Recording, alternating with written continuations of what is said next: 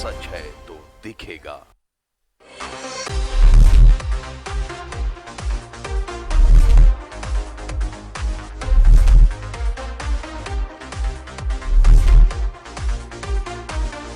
अंतर्राष्ट्रीय महिला दिवस की जब हम बात कर रहे हैं तो बिहार झारखंड के पहले महिला विश्वविद्यालय की हम बात न करें तो ये बेमानी होगा। हमारे साथ शुक्ला मोहंती जी हैं, जमशेदपुर विमेंस कॉलेज की प्राचार्य और आपकी कोल्हान यूनिवर्सिटी की प्रो वीसी, और एक ऐसी शख्सियत जिनको हर कोई जानता है, जिन्होंने अपने संघर्ष के बदौलत जमशेदपुर विमेंस कॉलेज को शुरू से एक नई पहचान दिलाई है और समाज में अपनी एक अलग पहचान बनाई है। तो हम मैम से बात करते हैं। शुक्ला मैम को सबसे पहले बधाई देते हैं अंतर्राष्ट्रीय महिला दिवस की। मैम, आपको बहुत बहुत बधाई। आप क्या संदेश देना चाहेंगी आज की महिलाओं को?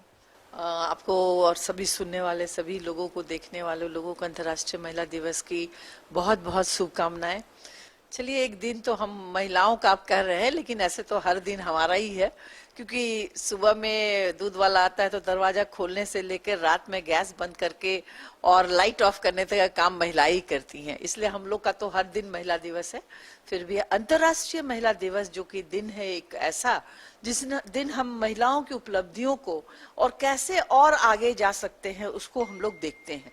तो जब मैं अपने बारे में कहूँ तो शुरू से लगता था कि कुछ करना है, कुछ बनना है। मेरी माँ बोलती थी, क्योंकि हम 4 बहनें ही थे और हर दूसरे तीसरे दिन कोई आके बोलता था बेटा गोद ले लो, क्योंकि बेटी है, कौन वंश चलाएगा।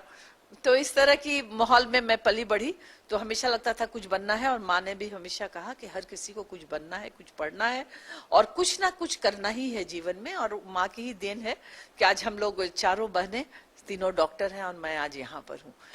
तो संघर्ष तो रहा हमेशा कि पढ़ाई करें, कैसे पढ़ाई करें, आगे पढ़ाई करें, और बहुत सारी चीजें आई और करते करते मैं लेक्चरर बनी, आज यहाँ पर हूँ जमशेदपुर विमेंस कॉलेज में। मैं जब 2003-04 में यहाँ आई और उसके बाद लगा कि इस कॉलेज में बहुत पोटेंशियल है, हो सकता है, कुछ किया जा सकता है, और इसी के क्रम में हम लोग आगे बढ़े। फिर ये बीएड आया यहाँ पर, एनसीटी से पहली बार ग्रेजुएट वुमेन्स, और यहाँ पर बीएड आया कंस्टिट्यूएंट कॉलेज में। पूरे झारखंड में पहली बार दोनों कॉलेजेस में बीएड आया लड़कियों के लिए। तो एक लगता था कि लड़कियों को कुछ करना ही होगा, आगे बढ़ना ही होगा, क्योंकि दिमाग में बैठा हुआ है कि लड़की है इसका मतलब ये नहीं कि उसको कुछ नहीं करना, बस शादी ब्याह घर द्वार। लड़की है इसका मतलब उसको कुछ बनना है, कुछ करना है, तब शादी ब्याह घर द्वार, क्योंकि वो तो रखा ही हुआ है, शादी ब्याह है, बाल बच्चा है, वो तो है ही है, लेकिन उसके साथ कुछ करना है। ये कुछ करने की चाव में मैंने हर बेटी को, मेरे अपने कॉलेज विश्वविद्यालय की लड़कियों को मैं अपनी बेटी बोलती हूँ, अपनी हर बेटियों को मैंने यही शिक्षा दी कि कुछ करो, कुछ पढ़ो और आगे बढ़ो। उसी क्रम में जमशेदपुर विमेंस कॉलेज हो, चाहे ग्रेजुएट महिला कॉलेज विमेंस कॉलेज हो, या चाहे वसा महिला कॉलेज हो, या मेरा कोल्हान विश्वविद्यालय हो, हर जगह हमने बेटियों पर कुछ हमेशा करने की सोची और आगे बढ़ाया भी। और आज हमारा जो ये नारा है बेटी बचाओ बेटी पढ़ाओ, तो मुझे लगता है इससे अच्छा नारा कुछ हो ही नहीं सकता है। तो मैं इतना ही कहना चाहूंगी कि आज विमेंस कॉलेज में जहां 10,000 स्टूडेंट कॉलेज में पढ़ती हैं और 4,000 इंटरमीडिएट में, वो आज विमेन यूनिवर्सिटी में जाएंगी। इसके लिए मैं शुक्रगुजार हूं अपने महामहिम राज्यपाल की, जिन्होंने ये सोचा कि ये से विमेन यूनिवर्सिटी बनाया जाए, और उनके ही आज प्रयास से ये विमेन यूनिवर्सिटी बन पाया और सरकार ने इसे विमेन यूनिवर्सिटी का एक दर्जा दिया। सबका ये प्रयास है, सभी लोगों ने इसमें प्रयास किया कि विमेन यूनिवर्सिटी बना। विमेन यूनिवर्सिटी बनने से इसमें एक विमेन लॉ कॉलेज भी आ जाएगा, विमेन नर्सिंग। जब मैं आज डेटा देख रही थी तो मैंने देखा कि हमारे भारतवर्ष में सबसे अधिक लड़कियां नर्सिंग प्रोसेशन में है, उसी में काम कर रही। उसके बाद टीचर्स हैं, और लड़कियों के लिए टीचर तो खैर कहा ही जाता है कि बहुत अच्छा है, लेकिन एक चीज और हमने देखा कि एडमिनिस्ट्रेशन में हमारी लड़कियां बहुत कम है। अगर मैं यूनिवर्सिटी और इस सब की बात करूं तो आपको जानकर आश्चर्य होगा कि झारखंड के किसी भी यूनिवर्सिटी में कोई रजिस्ट्रार, एग्जामिनेशन कंट्रोलर या फाइनेंस ऑफिसर कोई लड़की नहीं है। तो ये एक होना चाहिए। मैं आशा ही नहीं, मुझे पूर्ण विश्वास है हमारी राज्यपाल महिला है तो जरूर वो भी चाहेंगी कि हमारा एक फाइनेंस ऑफिसर या एग्जामिनेशन कंट्रोलर या रजिस्ट्रार एक महिला हो, ताकि यहाँ पर भी हमारी महिलाएं आए, एडमिनिस्ट्रेशन में भी। टीचर्स तो हमारी हैं ही हैं। तो मैं इतना ही कहना चाहूंगी कि जमशेदपुर विमेन यूनिवर्सिटी बनेगा तो लड़कियों को बहुत फायदा होगा। सबसे पहला फायदा होगा कि एक विमेन यूनिवर्सिटी के टैग में पढ़ना और एक विमेन्स कॉलेज के टैग में पढ़ने में बहुत अंतर होता है, क्योंकि उनको अपना डिग्री यहीं से मिलेगी, उनको कहीं जाने की जरूरत नहीं पड़ेगी, अपना माइग्रेशन यहीं से मिलेगा, अपना रजिस्ट्रेशन यहीं से होगा और उनकी एक पहचान यूनिवर्सिटी के स्कॉलर के रूप में होगी। मैम जिन्होंने किस तरह से बताया कि जो जमशेदपुर महिला विश्वविद्यालय जो कन्वर्ट हुआ है, जमशेदपुर विमेंस कॉलेज जो यूनिवर्सिटी में कन्वर्ट हुआ है, सिर्फ एक यूनिवर्सिटी नाम के लिए नहीं होगी। यहाँ पर वैसे कॉलेजेस होंगे, चाहे वो लॉ कॉलेज हो, चाहे नर्सिंग कॉलेज, जिसके लिए प्रतिभा का पलायन यहाँ से होता था। तो ये बहुत बड़ी बात है कि बड़ी संख्या में प्रतिभा का पलायन जरूर रुकेगा जब महिला विश्वविद्यालय का सपना साकार होगा। और ये सपना कई सालों पहले शुक्ला मोहंती ने देखा था और आज न्यूज 11 की तरफ से बहुत बहुत बधाई। खासकर अंतर्राष्ट्रीय महिला दिवस के ऐन पहले जो ये समाचार मिला है तो इस पूरे इलाके के लिए ये बहुत बड़ी बात है। कैमरामैन अनवर के साथ हनी अमृता, न्यूज 11 जमशेदपुर। महिलाओं के प्रति सम्मान, प्रशंसा और प्यार व्यक्त करने के लिए इंटरनेशनल वुमेन्स डे मनाया जाता है। यह हर साल 8 मार्च को मनाया जाता है।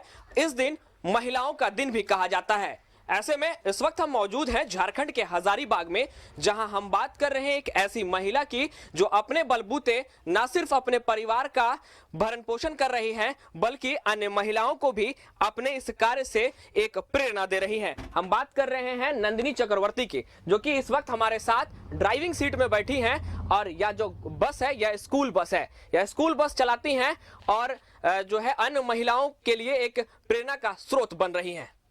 नमस्कार, आपका स्वागत है और सबसे पहले अंतर्राष्ट्रीय महिला दिवस की आपको हार्दिक शुभकामनाएं। नमस्ते। अंतर्राष्ट्रीय महिला दिवस की सभी महिलाओं को भी हमारे तरफ से शुभकामनाएं। अब बस चलाती हैं, जब सड़क पर उतरती हैं अन्य महिलाएं भी आपको देखती हैं, क्योंकि आप स्कूल बस चलाती हैं और स्कूल में अन्य पेरेंट्स का भी जमावड़ा लगा रहता है। जब वो आपको देखती हैं तो आपसे क्या बात जब होती है तो किस तरीके का वो पल होता है? 2004 से हम स्कूल बस चला रहे हैं, तब से सभी पेरेंट्स का, जितने भी लोग हैं, सबका मेरे प्रति अच्छा व्यवहार रहा है और सब मेरे ऊपर अच्छा अपना विश्वास रखते हैं। तभी बच्चे हमें देते हैं और हम सभी बच्चों को गार्जियन की तरह रखते हैं और उसी तरह से लाना ले जाने का काम करते हैं। आपके सफ़र की शुरुआत कैसे हुई? 2004 में हम सेकेंड हैंड मारुति वैन खरीदे थे। उस समय तो स्थिति बिल्कुल ही ख़राब थी, तो कुछ पैसे तो घर से मिले हमें और कुछ अपना जेवर गहना मंगलसूत्र तक बेचकर हम मारुति वैन खरीदे। उसके बाद उसी एक सेकंड हैंड मारुति वैन से मेरा सफ़र शुरू हुआ और आज 9 गाड़ी तक का सफ़र मेरा है। वैन से आज बस तक का सफ़र हम पूरा किए हैं। अमूमन देखा जाता है कि अगर परिवार में आर्थिक तंगी का दौर जब आता है तो महिलाएं सिलाई, बुनाई, कुकिंग वगैरह का काम करती हैं। ऐसे में आपने इस लाइन को चुना, क्या मन में मनसा थी? नहीं, ये लाइन चुनने की मनसा नहीं थी। मैं विनोबा यूनिवर्सिटी से MA की हुई हूँ संस्कृत विषय से, तो मेरी भी इच्छा थी कि मेरा जॉब हो, लेकिन जो किसी कारणवश जॉब नहीं लग पाया तो प्राइवेट स्कूल में मैं पढ़ाती थी। लेकिन उस समय क्या था, बच्चे मेरे छोटे थे और मेरा सारा समय स्कूल में चला जाता था, बच्चों पर, घर पर ध्यान नहीं दे पाती थी। लेकिन बचपन से ही हम लोग को सिखाया गया है महिलाओं का प्रथम कर्तव्य घर देखना है, बच्चे देखना है। तो अपने इस दायित्व की पूर्ति करने के लिए मुझे लग रहा था कि नहीं, मुझे ऐसा काम करना है जिसमें हम दोनों को चीज़ को देख पाएँ। तो उसी सिलसिले में हम एक गाड़ी लिए कि अपने बच्चों को हम खुद ही स्कूल पहुंचाएंगे। उस समय भी बच्चे हमारे साथ होंगे और वापस लाएंगे, उस समय भी साथ होंगे। उसके बाद सारा समय हम अपने बच्चे और परिवार को दे पाएंगे। इसलिए हम ये काम शुरू किए कि काम भी हो और मेरा परिवार भी पूरा सही तरीके से हम अपने बच्चों को देख पाएँ, दोनों दायित्व निभा पाएँ। एक मारुति वैन से आपने सफ़र की शुरुआत की, आज 9 गाड़ियाँ आपके पास हैं। आगे की क्या प्लानिंग है?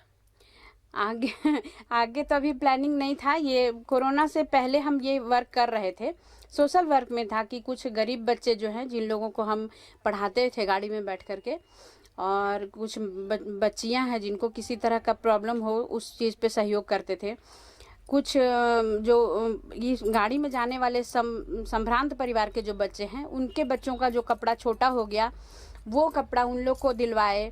ये ऐसा कुछ वर्क हम कर रहे थे, लेकिन कोरोना के समय में तो सारा वर्क समाप्त हो गया।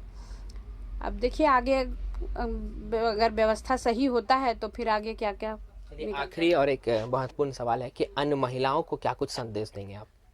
सभी महिलाओं को यही संदेश देना है कि सबके अंदर कुछ न कुछ गुण छुपा है और अपने गुण को पहचानना है, अपने परिवार को संभालते हुए अपने आप को आगे बढ़ाना है। आज एक दिन हमारे लिए महिला दिवस का दिन है, लेकिन ये ऐसा नहीं है। सम्मान हमको भले पहले नहीं मिलता था महिलाओं को सम्मान, लेकिन अभी हम जैसा समाज में देख रहे हैं महिलाओं का सम्मान बिल्कुल बहुत अच्छे तरीके से हो रहा है। इसलिए अपने काम को समझिए, आगे बढ़िए, परिवार के दायित्व के साथ साथ अपना कर्म को भी पूरा कीजिए। सम्मान जरूर मिलेगा और सफलता भी जरूर मिलेगी। 2004 से मुसलसल ड्राइविंग के जरिए और भी महिलाओं के लिए प्रेरणा स्रोत बन रही हैं हजारीबाग की नंदिनी चक्रवर्ती। और न्यूज़ 11 परिवार यही कामना करता है कि जिस तरीके से नंदिनी अपने वाहन को लेकर सड़कों पर सरपट दौड़ाती हैं, ठीक इसी तरीके से और भी महिलाओं के लिए यह प्रेरणा स्रोत बने। सहयोगी कैमरा पर्सन के साथ फलक शमीम, न्यूज़ 11 भारत, हजारीबाग। अंतर्राष्ट्रीय महिला दिवस। महिलाओं ने अब किसी भी क्षेत्र में पुरुषों को अपने से आगे निकलने से लगभग कहें तो रोक सा दिया है। रोक ही नहीं दिया है, बहुत ऐसे क्षेत्र भी हैं जहां वह काफ़ी दूर तक आगे निकल गई है। आज हम बात कर रहे हैं धनबाद की एक ऐसी शख्सियत से, ऐसे एक सामाजिक काम से जुड़ी हैं, रक्तदान, जिसके लिए ये लगातार पिछले 1 दशक से लोगों को प्रेरित कर रही है और कई जिंदगियों को इन्होंने बचाने का काम किया। हम बात कर रहे हैं धनबाद की शालिनी खन्ना, जो उड़ान हौसलों की एक संस्था इन्होंने बना रखा है, जो महिला सशक्तिकरण के लिए लगातार कार्यरत है। महिलाओं को कैसे आगे बढ़ाया जाए उसके लिए सोचती है और रक्तदान के लिए पुरुषों के समान महिलाएं भी बढ़ चढ़कर भाग ले, उसके लिए हमेशा ये प्रयासरत रहती है। सीधे जुड़ेंगे शालिनी खन्ना जी से ही और जानेंगे ये जो महिला दिवस है, अंतर्राष्ट्रीय स्तर का जो महिला दिवस मनाते हैं हम लोग 8 मार्च को, ये क्या सिर्फ एक दिवस तक ही बंधा रहना चाहिए या फिर अब जो समाज में इसकी परिकल्पना जो है वो बदली है? शालिनी जी, सबसे पहले तो न्यूज़ 11 में बात करने के लिए आपका बहुत बहुत धन्यवाद। अब बात करें महिला दिवस की, क्या अब ये किसी एक दिन विशेष में बांधने का लायक ये दिन रह गया है? नहीं, बिल्कुल नहीं। हमने तो शुरुआत से देखा है कि जब भी कोई विषय उपेक्षित होता है तो उसके लिए ही एक दिन सुनिश्चित किया जाता है, जबकि यह होना नहीं चाहिए। होना चाहिए कि 365 दिन महिलाओं का दिन होना चाहिए। और रही सशक्तिकरण की बात, तो महिलाएं अपने आप में सशक्त हैं, बस उनको जगह देनी चाहिए, थोड़ा सा मौका देना चाहिए। आप सशक्तिकरण की बात की आपने, महिलाओं को सशक्तिकरण की दिशा में लगातार काम करते रही हैं और रक्तदान के लिए भी आपने एक विशेष मुहिम छोड़ रखा है। न सिर्फ पुरुषों से बल्कि महिलाओं से भी, युवतियों से भी आप लगातार अपील करती रहती हैं कि रक्तदान कितना ज़रूरी है। आपके समझ में ये कितना ज़रूरी है और इस जो महिला दिवस है इस पे क्या, इसको लेकर महिलाओं को कुछ प्रण करना चाहिए? जी बिल्कुल। जब जन्मदात्री महिलाएं हो सकती हैं तो जिंदगी देने वाली भी महिलाएं हो सकती हैं। जब किसी क्षेत्र में पीछे नहीं है तो ब्लड डोनेशन में क्यों पीछे? और मैंने अभी तक जो देखा है कि पूरे भारतवर्ष में, बाकी अन्य देशों की तुलना में भारतवर्ष में महिलाएं रक्तदान के क्षेत्र में बहुत पीछे हैं और मात्र 3% महिलाओं का योगदान रक्तदान के क्षेत्र में होता है। तो इसके लिए हम लोगों ने बहुत जागरूक किया लोग। पिछले वर्ष भी मैंने महिला दिवस पे ही रक्तदान शिविर आयोजित किया था महिलाओं के लिए, और इससे पहले 2017 में भी मैंने वो किया था जिसमें 34 महिलाओं ने, बल्कि ये कहूँ कि 34 महिलाओं ने रक्तदान किया, पर भीड़ इस तरह उमड़ के आई कि 125 महिलाएं उसमें रजिस्ट्रेशन के लिए आई। लेकिन व्यवस्था यह है कि किसी का हीमोग्लोबिन, महिलाओं में अक्सर हीमोग्लोबिन की दिक्कतें होती है, तो 90 महिलाएं छट गई, उसमें 34 ही बस दे पाई। तो ये भी बहुत बड़ा योगदान कहा जा सकता है, क्योंकि इतनी महिलाएं किसी भी शहर में रक्तदान एक साथ नहीं करती हैं। चलिए, ये तो रक्तदान और आप जिससे जुड़ी हुई हैं, वो जिस ऑर्गेनाइजेशन से या जो जिसके लिए काम कर रही हैं, लोगों को प्रेरित कर रही है, उसकी बात हो गई। अब महिलाओं की बात करें, आपको क्या लगता है, राज्य की बात कर लें, देश की बात कर लें, महिलाएं क्या अभी भी, जो पिछला 1 दशक पहले की बात करें और वर्तमान समय में बात करें, क्या उतनी उपेक्षित हैं या फिर समाज के हर पहलू में आपको दिख रहा है जब वो किसी को भी मोर्चा दे सकती है? नहीं, बहुत उपेक्षित नहीं कहा जा सकता, क्योंकि अभी जो दौर आया है इसमें बहुत सुधार हुए हैं। पिछले दशक से बहुत कुछ सुधरा है, महिलाएं हर क्षेत्र में आगे बढ़ रही हैं। रही बात निम्न वर्ग की महिलाओं के लिए हम लोगों को सोचना है, क्योंकि उनकी स्थिति सुधर नहीं पा रही है। उनके यहाँ अशिक्षित लोग हैं, तो उनकी स्थिति सुधरना मुश्किल लग रहा है। और जहाँ तक मध्यम वर्गीय और उच्च वर्गीय की बात है, उसमें महिलाएं सशक्त हैं, घर वाले पूरा योगदान देते हैं, क्योंकि लोगों को पता है कि महिलाओं के बिना मुश्किल है। बहुत सी जिम्मेदारियां महिलाओं पर है और हर काम को बखूबी एक साथ निभा लेती हैं वो। निश्चित रूप से देखिए, पुरुषों के कंधे से कंधा मिलाकर चल रही है, ऐसा माना जा रहा है। मिला के चल क्या रही है, अब आगे भी निकल गई है। तो इस मार्च को, 8 मार्च को, इस अंतर्राष्ट्रीय महिला दिवस के दिन क्या कोई संदेश देंगी महिलाओं को? महिलाओं को यही संदेश दूंगी कि सिर्फ शारीरिक नहीं, शारीरिक, मानसिक, आर्थिक और सामाजिक सभी तौर पे खुद को मजबूत बनाएं। और मजबूत बनाने के लिए सबसे पहले शिक्षित होना जरूरी है। अपनी शिक्षा को ध्यान, चाहे किसी भी घर परिवार से हो, किसी भी वर्ग से हो, महिलाओं को पहले शिक्षित होना जरूरी है। जब वे शिक्षित होंगी तो अपनी लाइफ को सही चला पाएंगी और हर क्षेत्र में आगे बढ़ेंगी। उसमें फिर फर्क नहीं रह जाएगा पुरुष और महिला में। तो ये बहुत शिक्षा बहुत जरूरी है। लेकिन एक और चीज देखा जाता है, घरेलू हिंसा की शिकार महिलाएं अक्सर होती है। घर में ही वो इतनी प्रताड़ित होती है जो ठीक से आवाज भी अपना मुखर नहीं कर पाती है। तो वैसे, और ये निचले, आप जैसे बात कर रही थी निम्न वर्ग की, ये निम्न वर्ग की बात नहीं है, मिडिल क्लास, अपर क्लास की घरों में भी अक्सर देखा जाता है।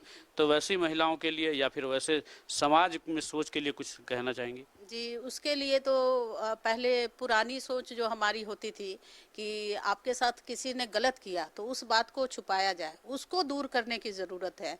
कि हमें अपनी बेटियों को, बच्चों को समझाना होगा कि कहीं भी कुछ भी गलत हो रहा है तो वे आके बताएं हमें, और उसके लिए सामने आना होगा, उसका सामना करना पड़ेगा।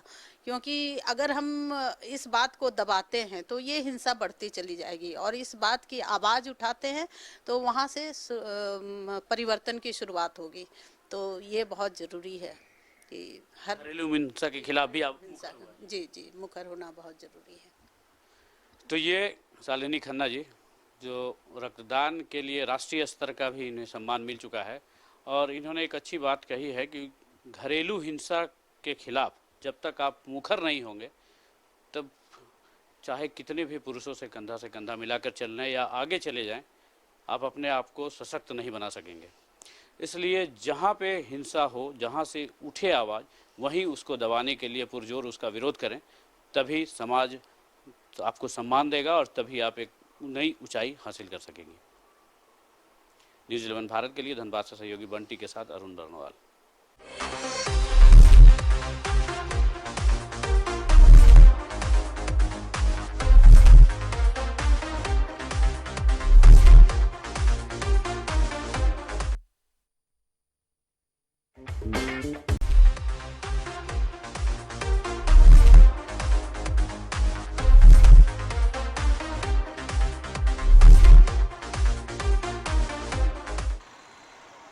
पूरी दुनिया अंतर्राष्ट्रीय महिला दिवस मना रही है, तो हम ऐसी महिला से बात करना जरूर पसंद करेंगे जो सालों से अपने हक के लिए, अपनी बेटी के साथ न्याय के लिए और अत्याचार के खिलाफ आवाज उठा रही है। हम बात कर रहे हैं मौसमी चौधरी की मां तापसी चौधरी की। पूरा शहर इनको जानता है। भले ही सरकार, सीबीआई, पुलिस सब ने मामले की लीपापोती कर दी, कोर्ट से न्याय की इनको उम्मीद है, लेकिन अब तक कुछ ऐसा दिख नहीं रहा है। फिर भी अपने जज्बातों की बदौलत, अपने उत्साह की बदौलत ये आज भी लड़ रही हैं। तो हम स्वागत करते हैं न्यूज़ 11 पर तापसी जी का, और तापसी जी से बात करते हैं, उनको बधाई देते हैं अंतर्राष्ट्रीय महिला दिवस की। आपको बहुत बहुत बधाई तापसी जी। क्या कहना चाहेंगे महिलाओं को? हमारे लिए तो आप जो हैं वो रोल मॉडल हैं लड़ने के लिए, संघर्ष करने। मैं यही कहना चाहूँगी, अंतर्राष्ट्रीय महिला दिवस में, महिला दिवस भी एक संघर्ष का डे के रूप में मनाया जाता है। कुछ सैनिकों ने कुछ महिलाओं कर्मचारी पर अत्याचार किया था, जिन्होंने, उन महिलाओं ने 8 मार्च को बगावत की थी, अपने हक की लड़ाई लड़ने के लिए बगावत की। उसी दिन को वुमेन्स डे मनाया जा रहा है। उसी में से मैं एक ऐसी माँ हूँ जो आज 9 मई 2021 को 12वां साल में पड़ जाएगी। मेरी बेटी मौसमी चौधरी की हत्या की गई थी 9 मई को होटल सोनेट के अंदर में हत्या की गई थी और तब से लेकर मैं आज तक लड़ रही हूँ। मैं यही कहना चाहूँगी वुमेन्स डे पर कि नारी शक्ति है और नारी को हमेशा अपने हक के लिए लड़ना पड़ेगा और आगे बढ़ना पड़ेगा। और बात रही मेरी बेटी की, तो मेरी बेटी ट्रेनिंग एयर होस्टेस थी 9 मई को। इन्हें धोखा से ये एयर होस्टेस की ट्रेनिंग कर रही थी, इसे ट्रेनिंग के लिए होटल सोनेट में बुलाया गया था और ये अपना को पार्टनर के साथ दिग्विजय सिंह राठौर के साथ वहाँ ट्रेनिंग कर रही थी। ट्रेनिंग 11 महीना हो चुका था, ये 1 महीना का ट्रेनिंग थी जो 5 दिन बचा था।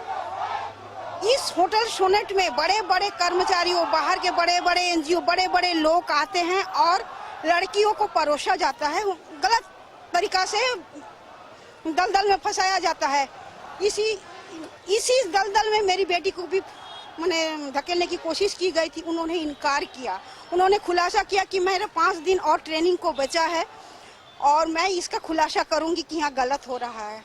जिस कारण 9 मई को होटल सोनेट में मेरे बेटी को धोखे से फोन से बुलाकर, छुट्टी का दिन था शनिवार, बुलाकर उससे का साथ बलात्कार कर उसका हत्या कर दी गई। मैं उसकी लड़ाई 2009 से लड़ रही हूँ। पहले तो इस केस की रफा दफा स्थानीय पुलिस, आईओ सब थाना ने किया। दूसरी बार मैं हाई कोर्ट गई इस केस के लिए। हाई कोर्ट ने सीबीआई का ऑर्डर दिया। ये पहला सीबीआई भी का उन्होंने लिपापोती की।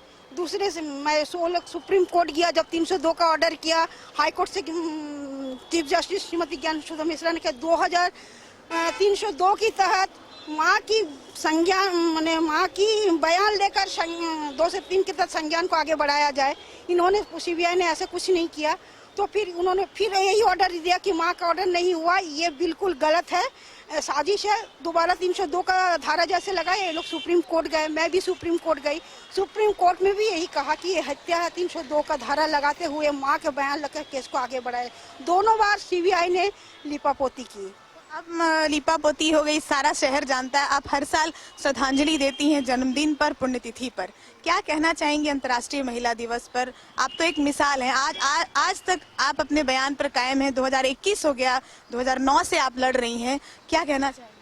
मेरा ये कहना है कि सारे जमशेदपुर की जनता जानती है मौसमी को बलात्कार कर हत्या कर दी। मौसमी एक गरीब बेटी की माँ की बेटी थी। इन्होंने जानबूझकर कुछ नहीं कर सकते। इन्होंने मुझ पर भी बहुत अत्याचार किया है, अभी भी करते आ रहा है।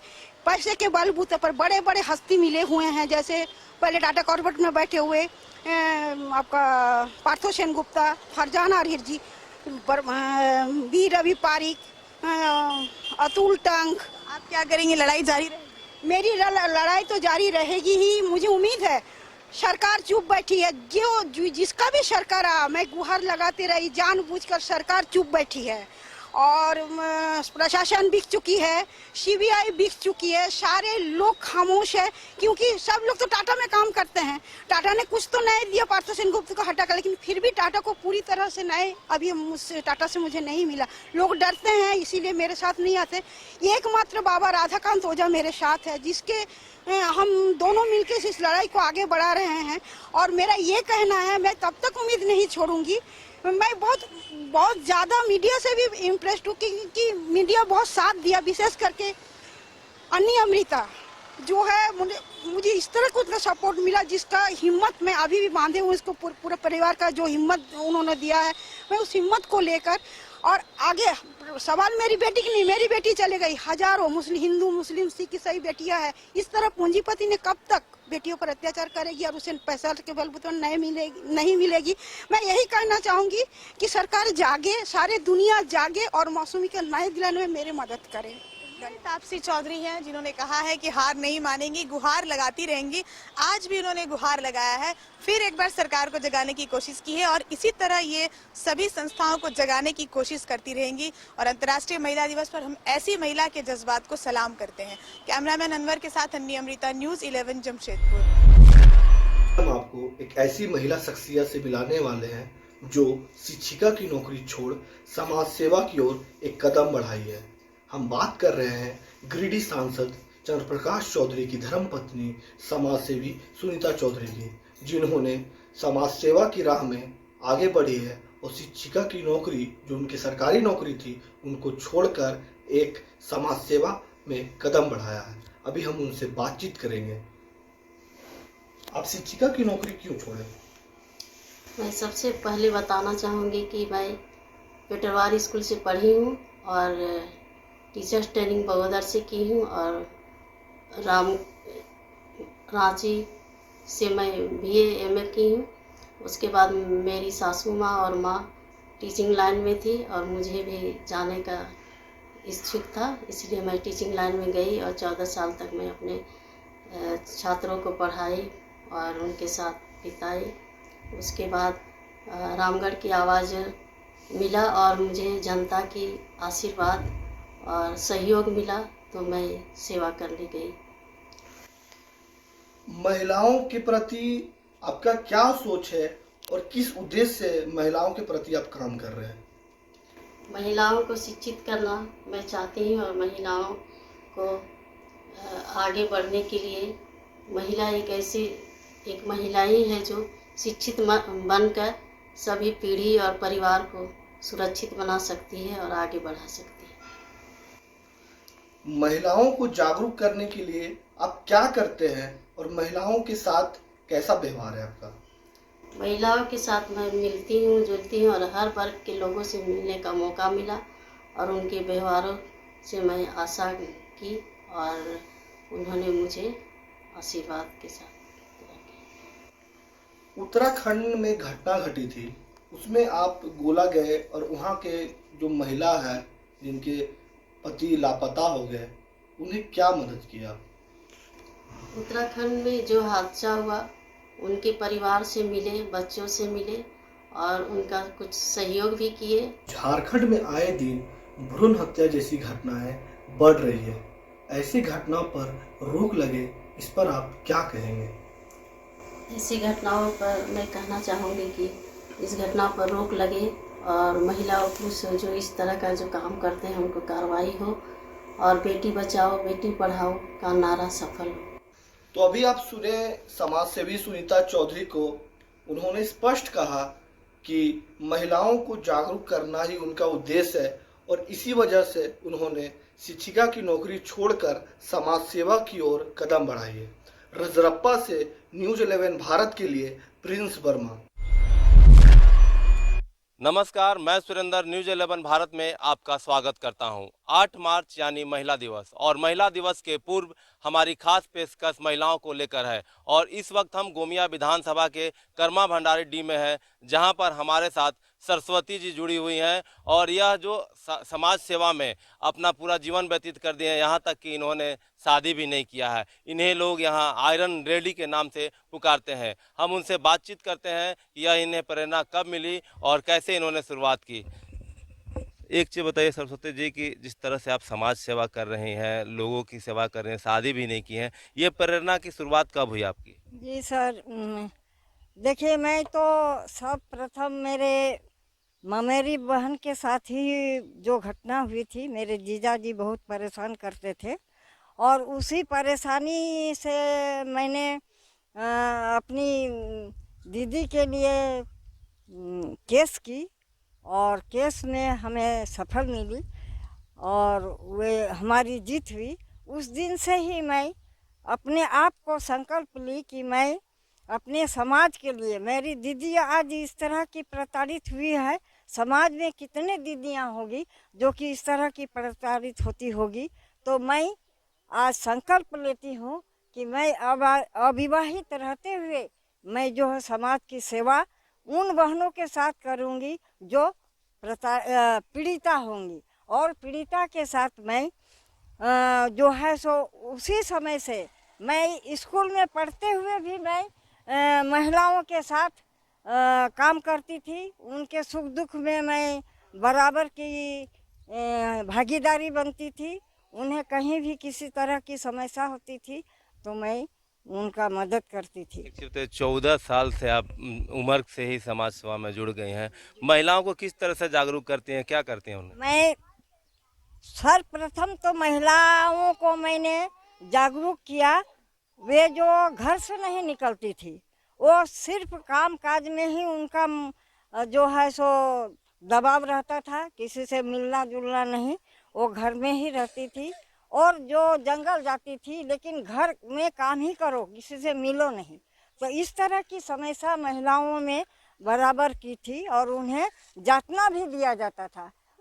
तुम खाओ नहीं, पहले खाना नहीं है, पीछे खाना है, अगर आगे तुम खाओगी तो पूरा जो है सो रसोई जो है जूठा हो जाएगा।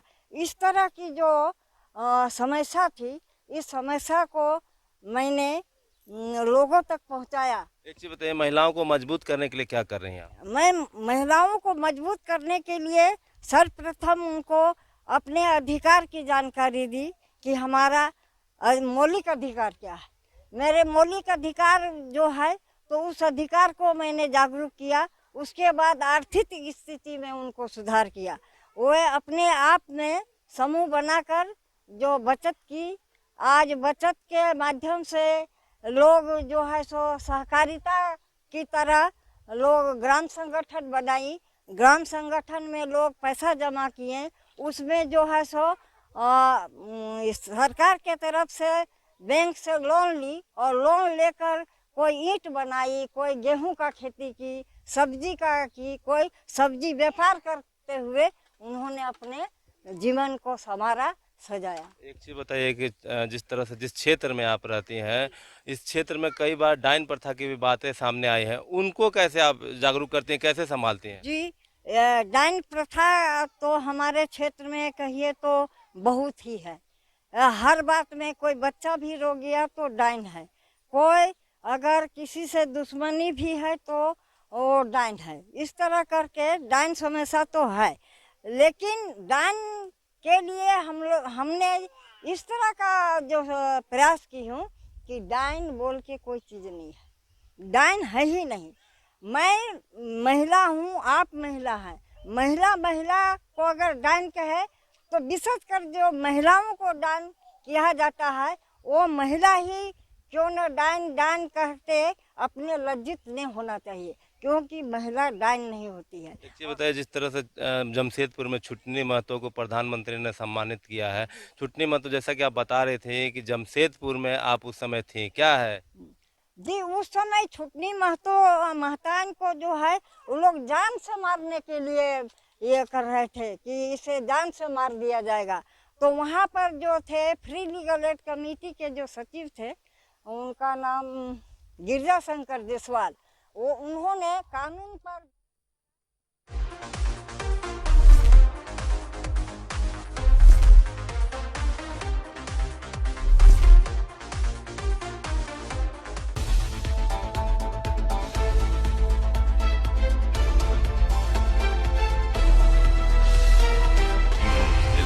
सच है तो दिखेगा।